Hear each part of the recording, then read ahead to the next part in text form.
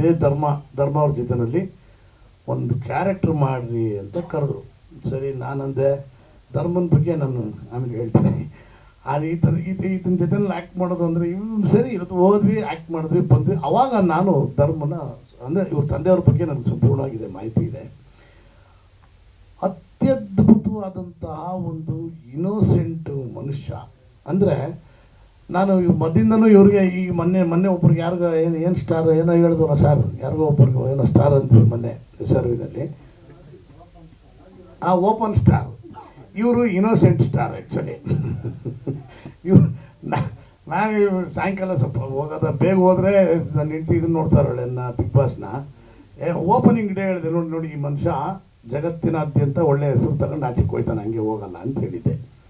ಇವತ್ತಿಗೂ ಕೂಡ ಅದು ಕ್ಯಾರಿಯರ್ ಆಗಿದೆ. ಸೊ ಹೀಗಾಗಿ ನಿಮಗೆ ನಾನು ಇನ್ನೋಸೆಂಟ್ ಸ್ಟಾರ್ ಅಂತೇಳಿ ಮೈಂಡಲ್ಲಿ ಇಟ್ಕೊಂಡಿದ್ದೀನಿ.